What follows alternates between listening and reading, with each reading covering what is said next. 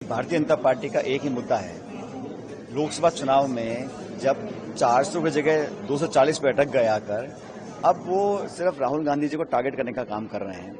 मुझे लगता है कि विपक्ष की आवाज मजबूत हो रही है तो कहीं ना कहीं बेचैनी सत्ता पक्ष को होती है। हम लोग हमेशा चाहते हैं कि जो दबे कुचले लोग हैं, गरीब हैं, किसान हैं, जो मध्यम वर्ग है, उनकी बातों को हम सदन में रखें, सदन के बाहर रखें। लेकिन एक ही एजेंडा है भारतीय जनता पार्टी का कि हर इशू पर, हर मौके पर राहुल गांधी जी को उनको क्रिटिसाइज करना है, उनके खिलाफ बात करनी है। अब विधानसभा के चुनाव चल रहे हैं, जनता का जो माहौल है, जो मुझे लग रहा है वो कांग्रेस के पक्ष में है, उसको देखकर भी कहीं ना कहीं भाजपा के अंदर कुछ बेचैनी चिंता है, इसलिए इस प्रकार की बातें इनके नेता बोल रहे हैं। सर, आपका क्या मानना है फ्री बीज को लेकर? मुझे लगता है कि इस देश में बहुत ऐसे लोग हैं, करोड़ों की तादाद में, जिनको सरकार के सहयोग, सहायता, समर्थन की जरूरत है और मिलनी भी चाहिए। लेकिन ये वो सरकार है केंद्र की जो कहती है कि हम 80 करोड़ लोगों को फ्री में खाना दे रहे हैं, और फिर अगर कोई और दल बोलता है कि हम किसान को बिजली देना चाहते हैं या गरीब की मदद करना चाहते हैं, उसको रेवड़ी बोलते हैं। तो आप $1 ट्रिलियन इकॉनमी की बात करते हैं, अर्थव्यवस्था की बात करते हैं, फिर 80 करोड़ लोगों को फ्री में खाना देते हैं, और फिर बोलते हैं कि विपक्ष अगर बोलता है तो वो फ्री भी है।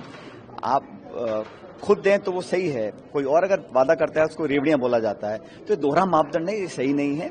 मुझे लग रहा है कि इस केंद्र सरकार ने जो नीति निर्माण किया है पिछले 10 सालों में, उससे खाई बहुत बढ़ गई है, अमीर गरीब की, गांव शहर की। खरबपति करोड़पति लगातार बढ़ रहे हैं, लेकिन जिन लोगों को 2 जून की रोटी नसीब नहीं हो रही, उनकी तादाद बढ़ रही है। तो खाई बढ़ रही है अमीर गरीब की, वो बहुत बड़ा चिंता का विषय है। बेरोजगारी देश का सबसे ज्वलंत मुद्दा है, और मुझे लगता है कि सरकार ने वादा किया था 2 करोड़ रोजगार प्रतिवर्ष देने का, वो पूरी तरह विफल रही है।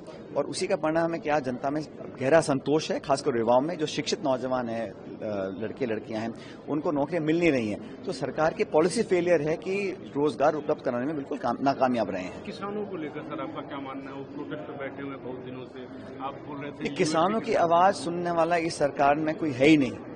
इतना बड़ा आंदोलन हुआ, 3 काले कानून उन्होंने पारित किए, फिर विड्रॉ करे, सैकड़ों लोगों की जान चली गई, महीनों तक राजधानी को घेर के लोग बैठे रहे, उन पे लाठियां चलाई, गोलियां चलाई, बम बरसाए, आंसू गैस चलाए, उन पे मुकदमे करे, उनको उग्रवादी कहा गया।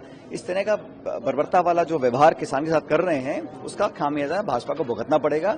हम सब लोग किसानों के साथ हैं, उनकी सारी वाजिब मांगों के साथ हैं, और हमारी पार्टी ने वादा किया था कि हम सरकार अगर बनाते तो एमएसपी पर हम कानून बनाने की हमने बात की थी। वो आश्वासन लोगों ने मैनिफेस्टो में लिख कर दिया था।